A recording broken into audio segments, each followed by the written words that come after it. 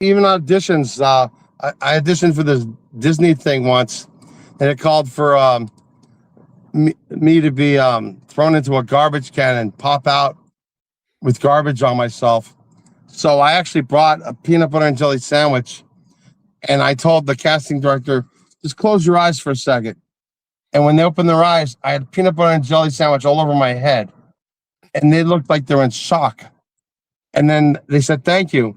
So I went out into the hallway, and I heard them go, "Troy, Troy, Troy, we want you back tomorrow for the producer, but don't bring the food with you." Yes, So I always did the does that, oddball crazy shit to stand out like that. it feels like that worked more often than not. It's better to be memorable than to be forgettable. Yeah, just like when I brought the cow's brains to the zombie Return of the Yeah, Living Dead man. 2 audition thing.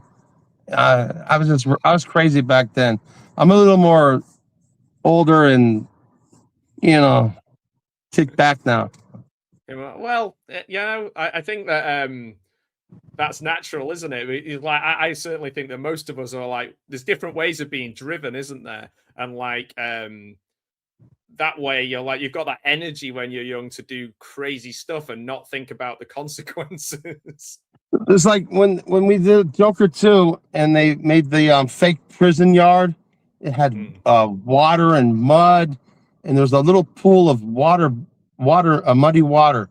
And I said to director Todd, I said, if you want to get a shot of me just rolling around in that puddle of water, that muddy, I'll do it right now for you. He said, you don't want to do that. I said, I'll do anything for you. And he said, no, we're not going to do that. But he knew I would have done it because I was a stupid, retarded prisoner. In one scene, you see me like acting like an airplane in the background, like I'm flying. Yeah. So they let stuff like that go. And I then mean, a couple times we said, "Don't do that. That's too much." Like I came out of my jail cell with the urinal on my head. He didn't like that. I mean, I guess that's the thing, isn't it? Like, if you got hurt feelings when they said, "Oh, don't do that," and like you never tried it again, then that's just not you. Like, you would be like, "I better to try it," you know. And Yeah, and if I yeah. don't know My how feelings far, weren't hurt. It's just that I wanted to do it and see what he said. yeah, yeah. I Well, a lot was of people comfortable. I was aren't brave comfortable enough that to do I it. was not going to get fired at that point. Right. Yeah, yeah. It, it's. Have you ever had anybody say to you like, or break and go like in the scene because you tried something and go, "What the hell are you doing?" Like, and kind of call Well, you what? out. Or, Well, there was one time the school song. We're all in the ties and Stay by the Bell, and we're singing yeah, about our school and something serious. I remember it And well. I was mouthing the words because I didn't trust my singing. So the director, Don Barnhart, he pointed at me, goes, "Why aren't you singing?" I go, he goes, "You're an actor. Just sing and do it." And I said, "Okay, yes, sir." I was hoping to get away with not singing, but I did.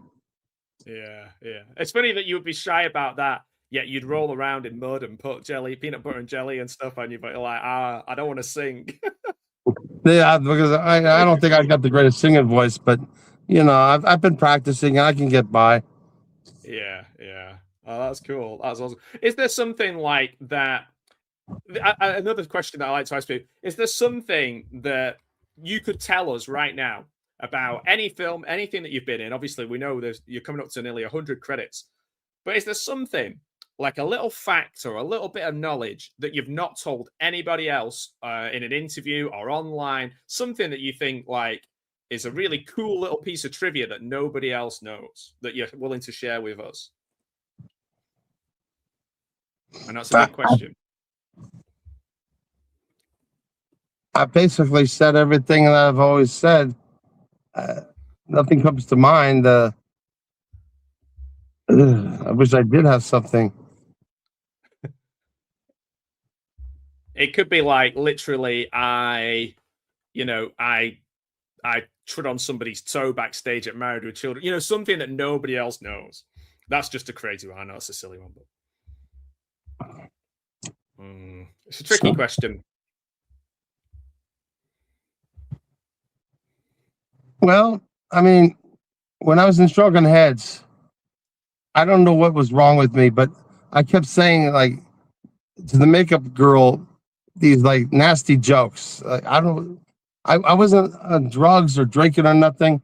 I was just in this high of being an actor, and I just kept saying these nasty jokes. And she got mad and said that she didn't want to work with me anymore. And, and so they brought someone else to work on my face, and then I learned to shut up. So I mean, Shrunken Heads. We come back to that. Like Julius Harris in that, his voice. Oh my word! Like that's an iconic. It's crazy, really. He's not. He's remembered for like Live and Let Die and big films and stuff like that.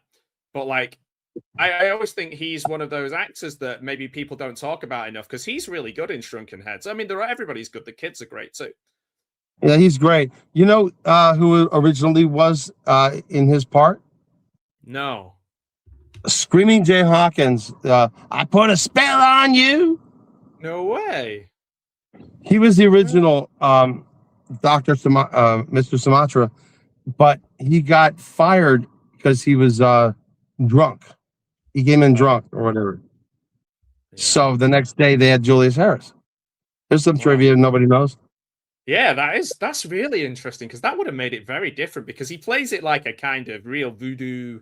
He's got this, voodoo vibe to him that's I guess he does that in Live and Let Die as well, actually. He's like, there's all the tarot and everything. If you remember in Live and Let Die, it's all like tarot cards and all that kind of stuff. I don't remember, but I've seen the movie and I know what you're saying. Yeah.